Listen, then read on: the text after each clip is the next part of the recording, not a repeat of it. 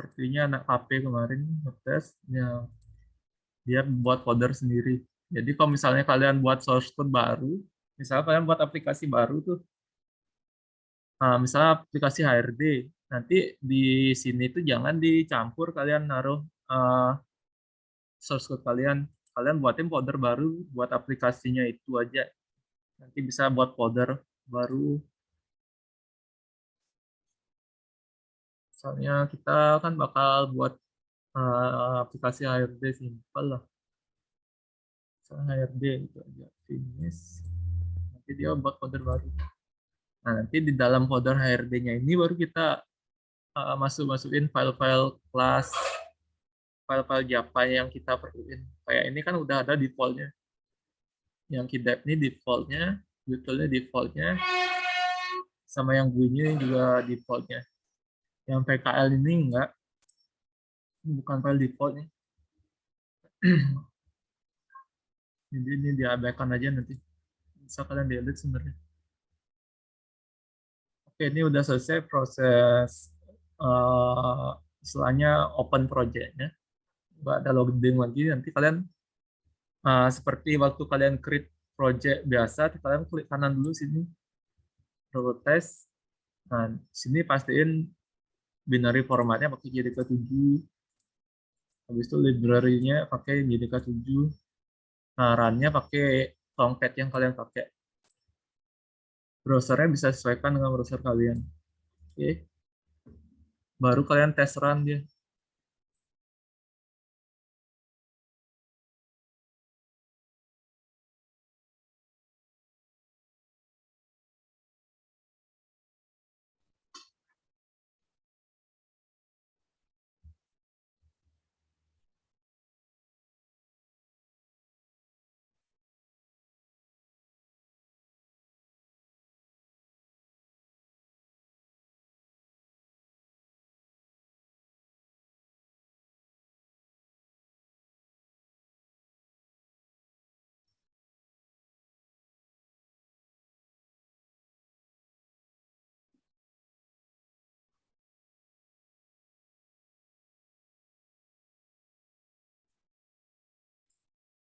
Ntar sambil nunggu run, saya ada lagi satu hal yang perlu kalian punya biasanya. Kalau mau ngoding di Kidep.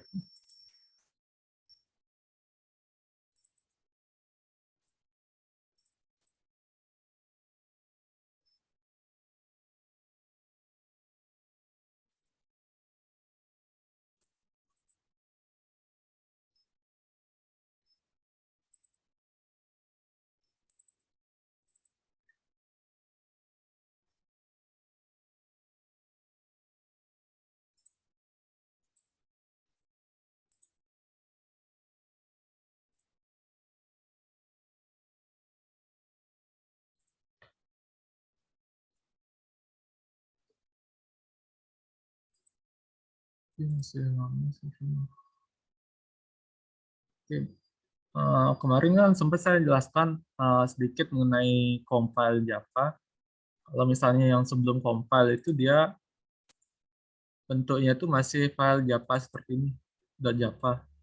Nanti setelah compile itu dia bakal bentuknya jadi file class. Saya buka foldernya.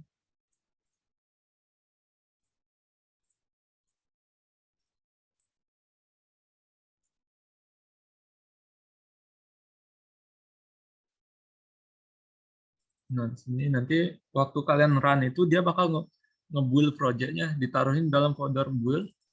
Nah, hasil proyeknya itu ada di folder webnya ini.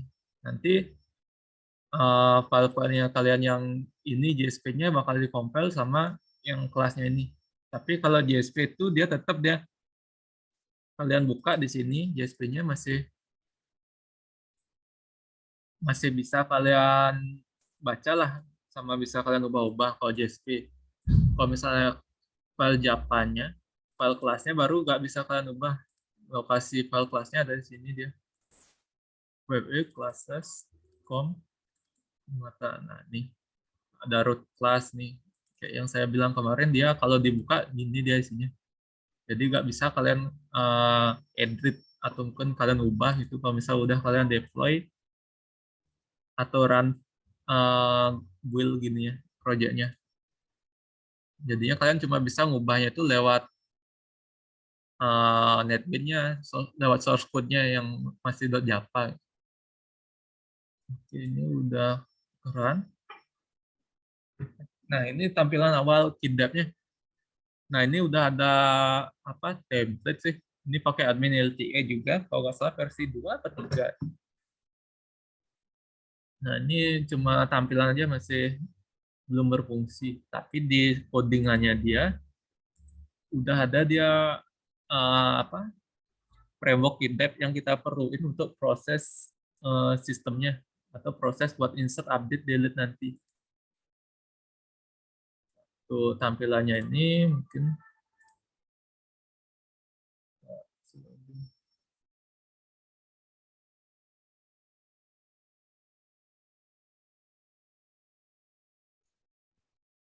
nah ini masih tampilan hardcode lah istilahnya, belum connect ke database kemanapun. Ini masih tampilan aja, kalian klik add ini juga tampilan aja nih, belum kalian simpan tuh nggak ngaruh kemana. Di source code yang saya kasih itu waktu kalian run pasti keluarnya seperti itu, dia tampilan aja dia isinya. Center. Nah untuk tampilan mungkin bisa kalian pelajari sendiri buat buat tampilan, mungkin buat formnya ini gimana caranya bisa kalian buka di admin LTE ya. Kalau misalnya kalian pakai admin LTE atau mungkin kalian lebih suka pakai WordPress aja bisa juga. Nanti bisa kalian kopas-kopas saja, disesuaikan dengan codingnya yang kalian perlukan. Bisa dilihat di sini kan. Nah, ini bisa kalian copy. Misalnya kalian mau buat form, kalian copy bagian formnya ini, kalian kalian paste di codingnya kalian. Seperti itu. Soalnya yang ini kan, ya ini kan di, oh, sorry.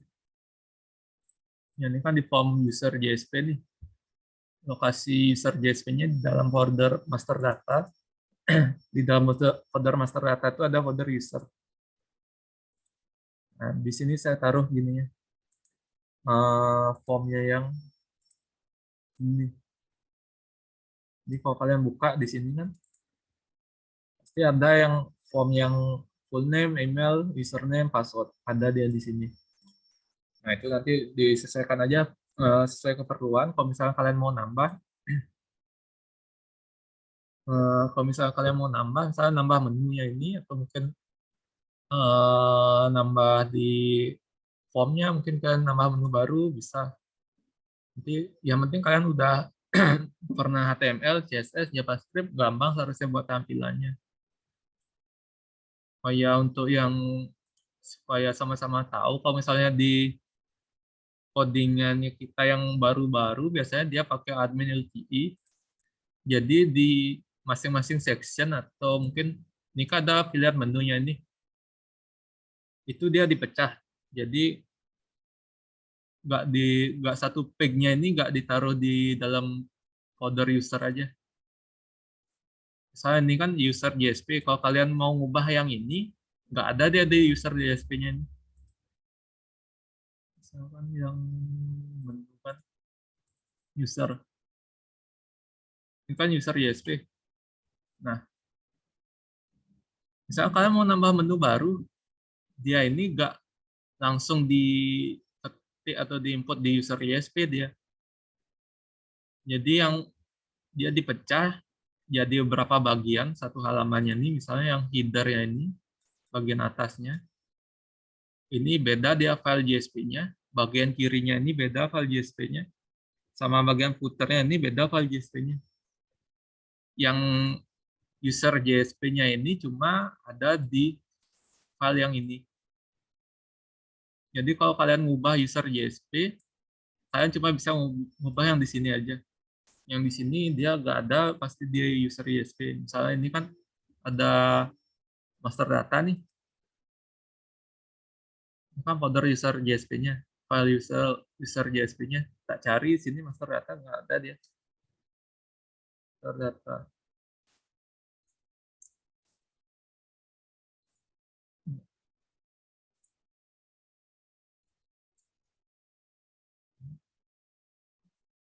Ada dia cuma adanya nih tombol yang edit sama add-nya yang ngarah ke dalam folder master data. Nah, di mana dia lokasinya ini apa sidebar, footer sama headernya itu dia tuh sistemnya kalau kita di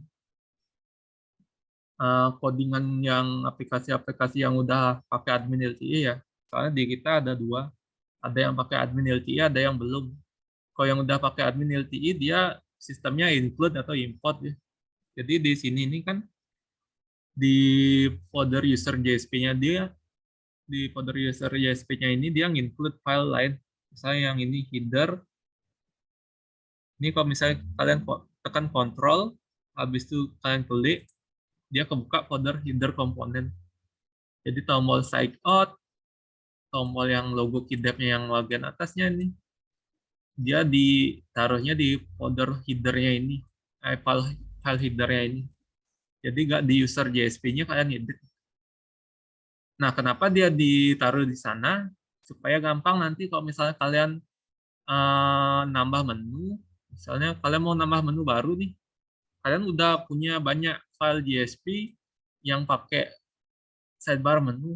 Jadi kalian cuma ngeditnya nanti satu file aja. Nggak perlu kalian ngedit di tiap file JSP-nya kalian tambahin lagi menu user 2, user 3 itu nggak bisa. Nggak perlu. Biar nggak makan banyak waktu juga. Nah, ini sidebar-nya juga seperti itu. Buat sidebar-nya itu isinya yang menunya ini. Misalnya ini saya mau tambahin sidebar baru, tinggal di sini saya ubah. Ini kan tinggal saya copy, paste. Misalnya nanti pegawai. Bukan sih. Mungkin saya tambah ini aja ya.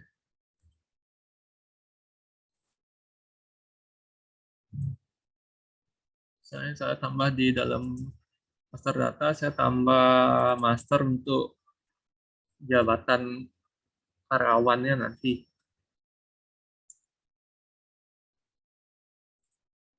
Sudah saya save itu, nanti saya reload. Nah, di sini ada dua nih jabatan. Ini masih ngarah ke user. Jadi kalau misalnya kalian mau nambah lagi satu kan, buat jabatan misalnya, menu jabatan. Saya tambah di folder menunya ini kan. Jabatan.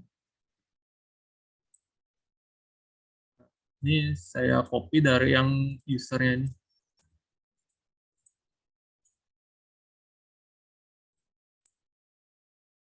Dari yang usernya ini. Habis itu sebagai pembeda mungkin ya saya ubah nih bagiannya sini, saya hapus. Habis itu bagian yang add user ganti jadi jabatan.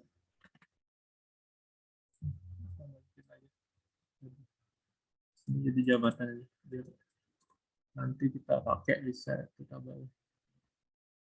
Ini suratnya jadi jabatan. Bisa sebenarnya tinggal kalian arahin ke file yang kalian tambahin baru tadi ini kan di menu jabatan. Ini tinggal di menu jabatan. Kalian reload. Nah, ini dia udah yang jabatan. Kalau dia user, yang dia user. Jadinya cuma sekali aja kalian nambah di sidebar komponennya ini aja kalian nambah menu baru. Kalau misalnya kalian langsung di file usernya ini kalian tambah sidebarnya, jadi ya banyak nanti. Kalau misalnya saya, ini kan sekarang ada dua nih. Ada master data jabatan sama user. Kalau misalnya saya mau nambah lagi kan, saya nambah master data karyawan. Gitu. Nanti kalau nggak pakai include sidebar-nya ini, Saya harus edit tuh satu-satu di menu apa di file JSP usernya saya tambahin ini saya tambahin di user, jabatan juga saya tambahin di usernya gitu. Apa jabatan juga saya tambahin menu yang baru. Jadinya itu sih fungsinya yang include-nya ini. Jadi di filenya ini ada berapa include. Pertama itu mungkin header udah tadi kan, header bagian yang sini, atasnya, sidebar yang bagian sininya, sidebar yang bagian menunya, habis itu di bawah nih, cari yang include. Nah, yang include-nya ini ada plat apa footer-nya, bagian copyright yang di bawah yang ini. Jadi kalau misalnya kayak mau ngupdate copyright aja, nggak perlu kalian ngedit semua file gitu.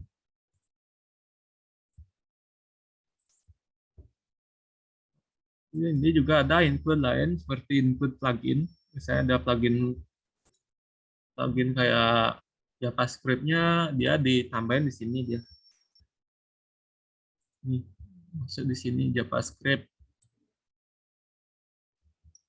Kalau di CSS misalnya ada di atasnya. Nah, ini dia juga include file CSS-nya. Jadi nggak berantakan. Nah, ini di include sini file CSS-nya.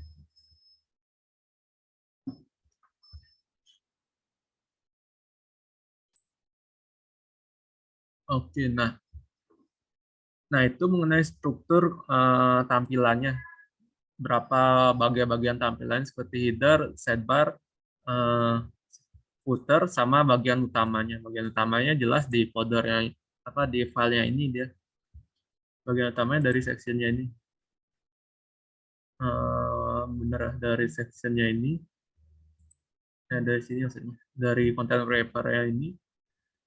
Masuk ada yang add user, yang ini add user, user data itu ada di folder JSP-nya masing-masing. Nah, mungkin di kalian biasanya bakal lihat juga yang bagian ini nih. Ini namanya biasanya privilege kalau di kita, cuman di sini ini masih di source code yang saya kasih ke kalian tuh belum ada codingan privilege-nya, jadi default aja langsung di true ya, sama yang buat source code-nya kemarin.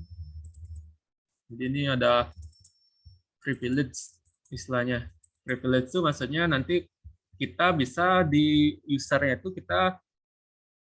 di user dari sistem yang kita buat tuh kita bisa batasin, misalnya user ini dia cuma bisa update aja, misalnya cuma bisa update aja user ini, dia cuma bisa ngelihat aja, agak ada tombol tombol add user, agak ada tombol edit atau delete. Sama di usernya tuh bisa kita batasin buat delete-nya. Untuk ini mungkin belakangan kalian pelajari, yang penting kalian tahu ini apa ya. Nah, ini kan biasa ini kan dipakai nih. Ini kan defaultnya masih true semua, jadinya semua user bisa ngakses, bisa view, add, update, delete.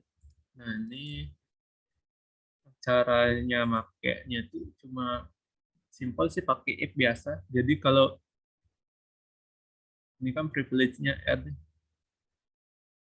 yang add-nya ini kan masih true nih semua. Jadi kalau statusnya ini true, jadinya tombol add-nya dimunculin ya. Cara munculinnya di sini, dia ditaruh di dalam if. Kalau privilege add-nya true, jadinya ini muncul. Kalau enggak ya dilewatin nih, enggak muncul dia. Soalnya ini saya ubah jadi false. Saya reload, hilang dia. Itu nanti cara pakainya. Nah, terus di dalam folder di dalam file JSP-nya kita, secara umum pasti ada namanya file Java init. Nah, Java init ini isinya session, Kalau kalian kontrol, habis itu kalian klik, kebuka ini, isinya session sama app root biasanya. Nah, ini contohnya yang masih di coding yang defaultnya kita masih dikit, masih kosong lah istilahnya. Kalau nanti kalian dikasih project yang udah ada banyak fiturnya, biasanya di sini ada banyak isinya. Biasanya kita naruh session, naruh app root. App root tuh maksudnya link aplikasinya. Maksudnya app root itu ini. Ini kalian sebut, yang kami sebut biasanya app root. Nah, kenapa kita naruhnya ini di Java Init? Jadi eh, nanti setelah login biar kita nggak perlu setup lagi, atau mungkin setelah waktu kita akses JSP-nya nggak perlu kita eh, nggak perlu kita inisiasi lagi di masing-masing JSP-nya. Nanti kita tinggal include aja. Seperti ini kan tinggal include Java Init. Nanti kalau misalnya saya mau pakai variabel app root kan tinggal panggil aja sini. Kayak ini kan saya manggil ini, nih. Misalnya ini saya mau pakai linknya nih, ada app root-nya depannya kan. App root master data form user. Nah, jadinya kalau di sini,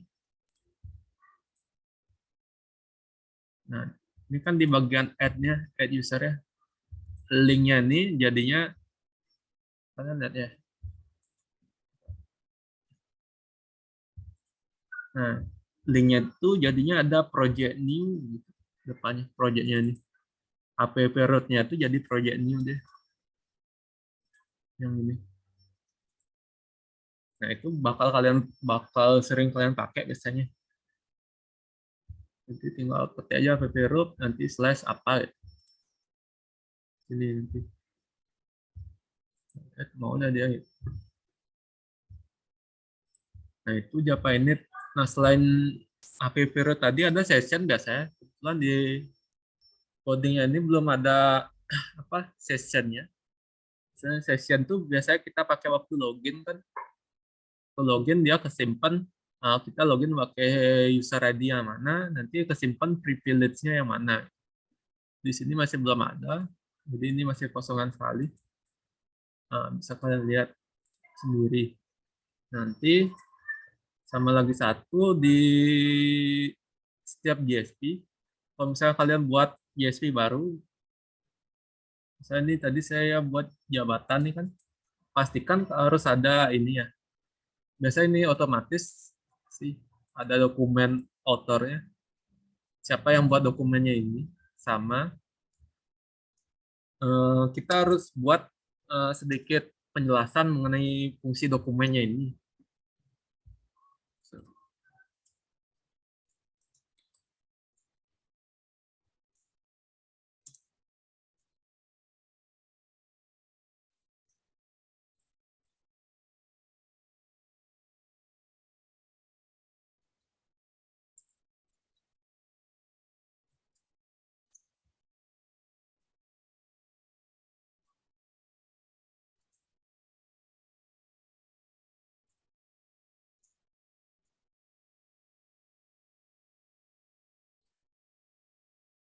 Jadi nanti kalau misalnya kalian ngoding di Dimata udah dikasih project real, usahakan kalau misalnya kalian buat file JSP baru, kalian isi penjelasan sedikit fungsinya. Kalau misalnya nama, kalau ini kan udah jelas nih jabatan itu ya pasti isinya tentang jabatan. Nanti kalau misalnya kalian dikasih project, belum tentu nama yang file JSP yang kalian buat tuh mudah dipahami. Mungkin kalian makanya perlu isi kayak note gitu, catatan sedikit buat jelasin apa sih fungsinya. Sama juga kalau kalau kalian ngoding di Japanya nanti, di kelas Japanya misalnya di ini misalnya di sini kalian enam, ini kan nggak ada contoh metodenya.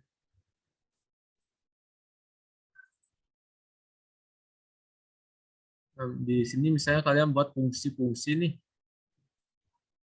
Nah, kalau ini kan jelas dia fungsinya list data table. Gampang kita paham ini buatnya nge-list data table itu. Nah, kalau misalnya kalian buat fungsi yang lumayan ribet, misalnya ada perhitungannya atau ada istilah-istilahnya, kalau bisa kalian isi keterangan atau mungkin penjelasan di awal fungsinya ini buat apa gitu. Misalnya fungsi ini untuk apa gitu. Bebas pakai bahasa Inggris atau bahasa Indonesia.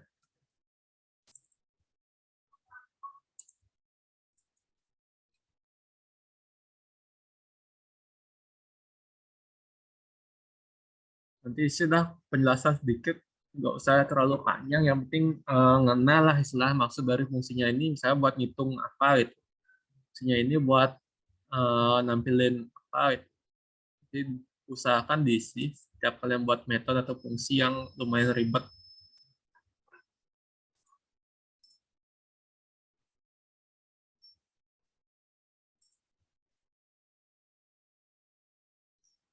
Oke, untuk pengenalan di JSP, apa halaman back di front end-nya, ada yang mau ditanya nggak? Nanti kita masih belum masuk ke keyboard-nya sih, masih di tampilannya. Ada yang mau ditanya? Sejauh ini belum, Kak. Belum ya? Belum, Kak. Belum juga ya berarti. Oke. Kak, mau nanya, kan aku udah running nih kidapnya. Udah dapat nyoba lihat usernya. Itu edit sama delete-nya emang statusnya 404 ya? Atau aku yang error? Edit sama delete di bagian mana itu? Di bagian Oh, di yang bagian di usernya.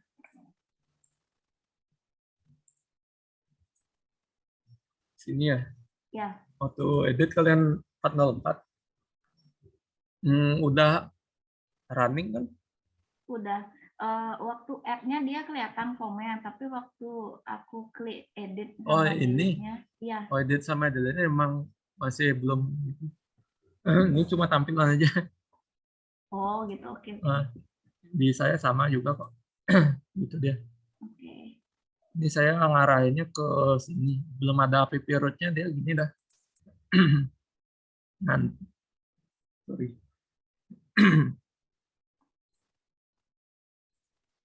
Jadi yang edit sama delete-nya ini kan ini tadi. Yang ini belum benar saya ngarahin, jadinya munculnya di kalian tuh pasti seperti ini dia. Form user. Nah, ini dia kurangnya tuh folder user. Sini kan saya naruh form usernya dalam folder lagi. Nah, ini juga saya salah. Salah ketik. Seharusnya cuma bangetnya saya sih. Jadi yang di sini itu masih tampilan aja. Kalau misalnya kalian nemu error, nanti nggak ngaruh kemana sih, Pak, ada ngaruh ke DB atau kemana?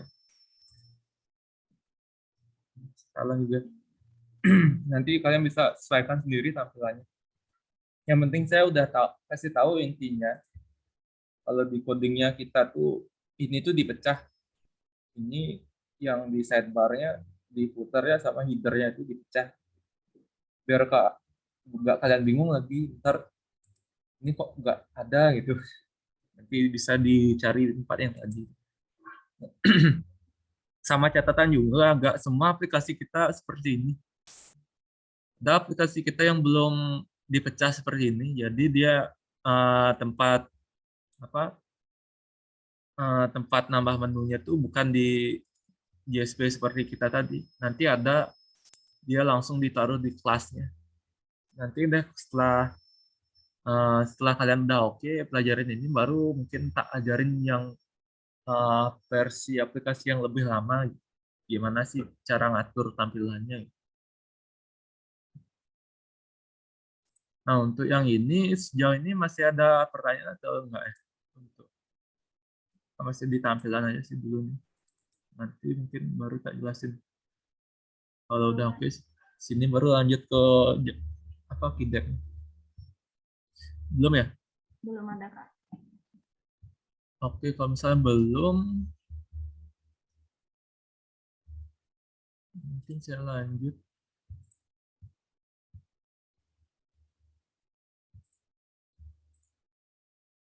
Nah, saya lanjut ya. Saya lanjut ke sini, ke form. Jadi di user nih, kan saya add user nih. Nah, dia akan muncul form seperti ini. Nah, kalau pertanyaannya sekarang gimana sih cara saya ngambil data di formnya ini? Misalnya saya input A, ini ntar kemana datanya? Mungkin kalau misalnya kalian udah belajar PHP, udah tahu biasanya mirip-mirip seperti di PHP dia cara apa submit formnya. Jadi di formnya itu, nah ini kalau tanpa Ajax ya, nanti saya ngajarinnya yang tanpa Ajax saja dulu, biar kalian nggak bingung. Jadi ada juga yang pakai Ajax namanya. Mungkin pakai Ajaxnya bisa kalian pelajari sendiri nanti. Jadi eh, lanjut di formnya ini, bisa kalian lihat di codingnya ini ada kan ada form nih, ada action sama method. Nah ini udah umum sih kalau di PHP juga sama, di codingan lain juga sama, asalkan dia web. Nah actionnya ini lokasi mana dia di submit, istilahnya di inputannya yang kalian input sini itu dikirim ke file mana itu. Habis itu method nih metode submitnya. Kalau misalnya kita form ini biasanya pakai post ya. Nah, habis itu ada lagi satu yang nge-trigger dia proses simpannya dia. Yang nge-triggernya itu ada di tombol save-nya ini. Jadi di tombol save-nya ini ada tab-nya submit. Jadi kalau kalian klik save, nanti dia otomatis ngirim data yang kalian input di full name, email, username, password ke formnya ini. Nah, ini saya tes kan.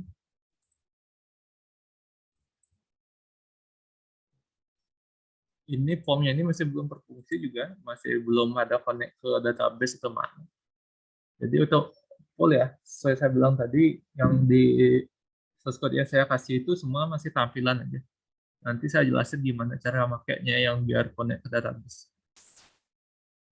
Dia langsung hilang nih, karena waktu kalian submit tuh dia langsung ngirim ke sini nih, ke apa namanya ke form user JSP-nya. Nah cara dapetin apa namanya dapetin form data-data yang kalian input tuh dia pakai form query string biasanya. Kalau di kita form query string ini dia ada di form di mata kidep form, bisa dilihat. Jadi kalau misalnya belum ada dia gini bakal merah nih. Nah merah diminta lah kalian import nih, add import dari com di mata kidep form. Kalau kalian mau lihat codingannya ini ada di foldernya kidep,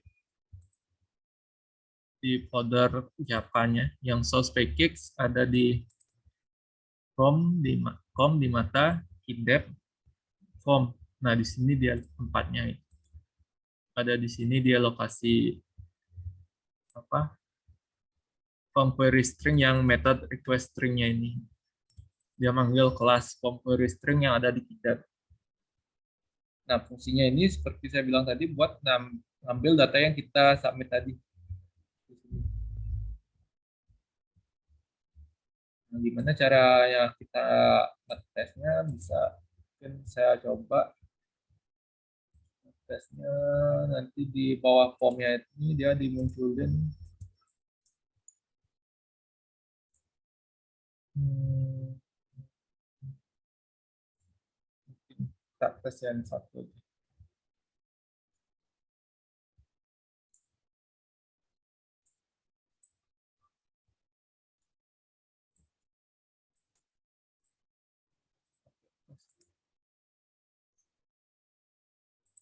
Nanti di sini saya mau munculin namanya, username. Jadi ini hasilnya buat ngetes saja. Nanti bisa pakai form query string-nya ini kan dia nge-get istilahnya form query request string. Nanti dia ngambil full name. Full name-nya ini dia berdasarkan name-nya. Name yang ada di formnya ini. Maka ada full name. Name-nya full name. Jadi apapun yang kalian input di full name-nya ini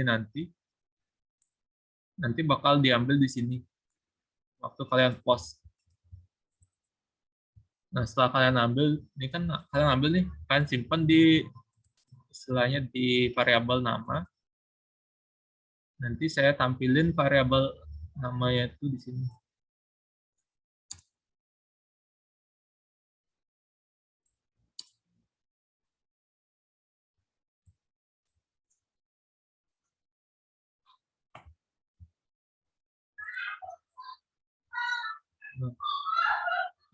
Ini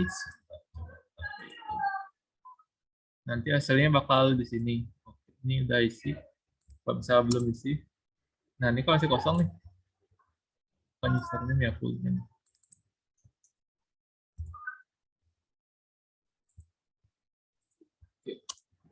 Kan full name-nya nanti tak isi nih, misal full name-nya hasilnya gitu. Nah, Eri ke bawah. Itu untuk submit datanya. Submit data ke dalam GSP. Nah, ini nggak cuma request string aja ya adanya. Ada juga request integer.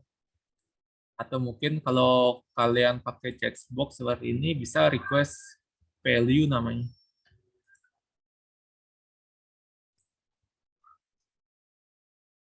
Bisa ada banyak nih, request apa gitu. Bisa request integer ya, S.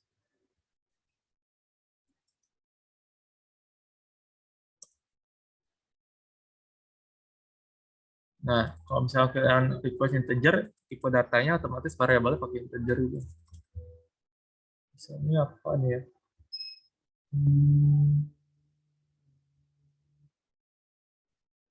Username-nya deh. Atau tak tambah baru deh. Buat tes aja.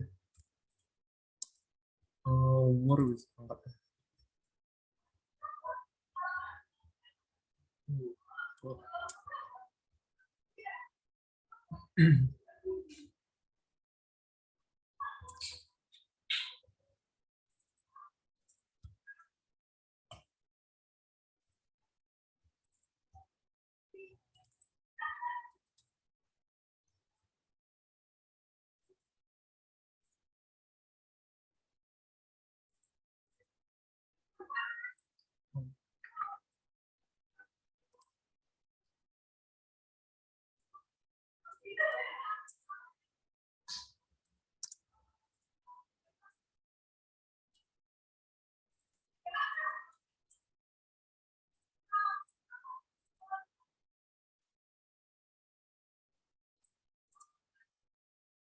Nah, ini misalnya dari umur misalnya 100. Sip. Nah, dia muncul sini. Jadi gitu caranya kalau kalian pakai Kidap ini buat submit formnya nanti. Nah, ini kalau kalian cari di Google, sama kok. Kalau di Java web lain, caranya mirip. Cuma di Kidapnya itu dia udah disediakan form query string. Kalau misalnya pakai Java web biasa, dia pakainya get parameternya ini. Coba aja kalian mungkin kalian pengen belajar sendiri kan, pasti diajarinnya pakai ini dia request get parameter gitu. Sama sebenarnya dengan itu, cuma kita udah dibuatin kayak metode-metode khusus buat mempermudah kita kerjanya nanti makainya pakai Java webnya. Jadi ini caranya buat ngambil data yang kita submit ke sana. Oke, sampai sana dulu ada yang mau ditanya? Dari Ayu, Vega, Krisna. Udah? Mungkin dari saya belum sih Kak. Kalau udah nyoba mungkin ada pertanyaan gitu Kak. Oke. Ini nanti coba dulu install Krisna ya. Iya Kak. Soal tumben juga saya apa ada yang ngoding netband-nya pakai Mac. Biasanya kita Windows sih kalau ngoding Java webnya. Coba aja seharusnya sih bisa. Ya Kak. Dapat coba nanti tak coba Ya, dulu Kak. dari Ayu sama Vega gimana? Ada pertanyaan? Ini masih dasar sih. Sejauh ini belum Pak. Sudah cukup jelas. Oke. Oh iya, saya lupa tadi bilang lagi satu. Jadi di form JSP-nya kita, istilahnya kalau kita di file JSP-nya ini kan ada form nih, ada inputan. Biasanya kita ada naruh inputan tersembunyi, komen, hidden comment lah ini. Namanya komen. Jadi komennya ini dia buat bedain nanti kalau kalian masih baru buka nih kan, baru add new user, jadi dia komennya masih non istilahnya.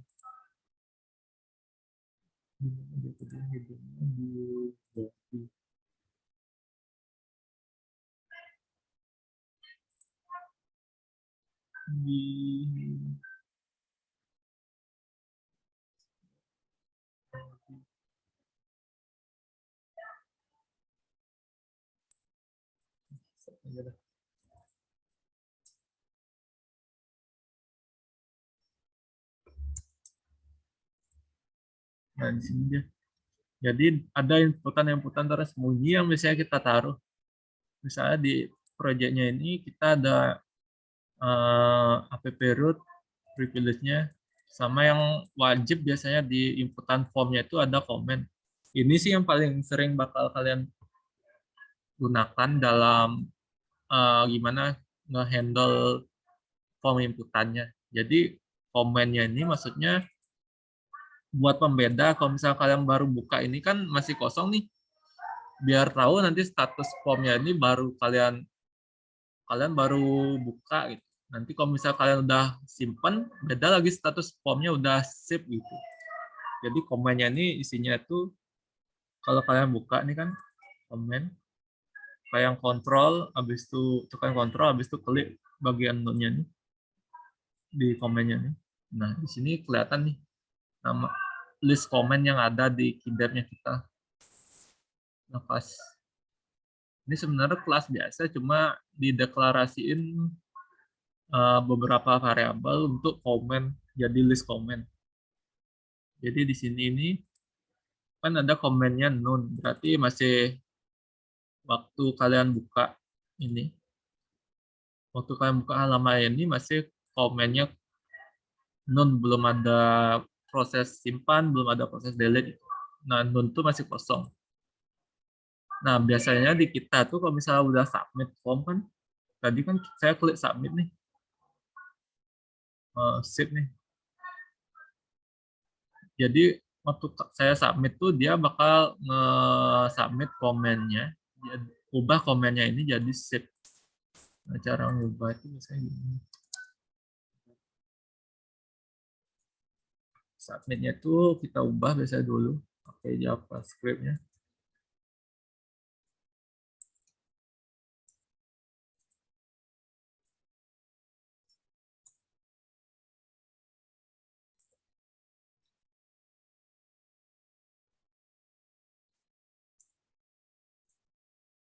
Nah, kita buat fungsi, biasanya kita buat fungsi sih, disimpan. Saya copy dari yang udah ada aja ya.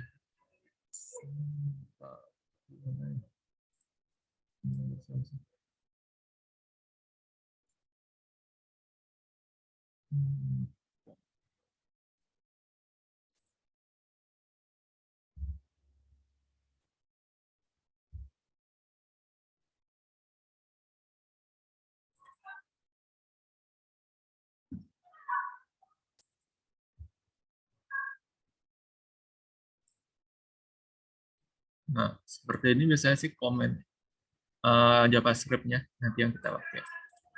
Biasanya sih kita bisa copy-in aja. Biar simple dulu. Nah.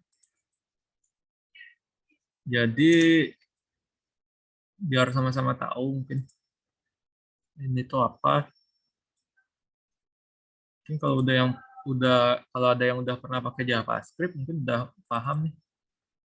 Atau mungkin udah biasa submit form udah pakai JavaScript bisa juga. Nah, ini di sini tuh kita buat fungsi JavaScript namanya simpan. Nanti simpan ini dipanggil waktu kita ngeklik tombol simpannya yang ini. Di sini. Cara manggilnya kalau saya gini.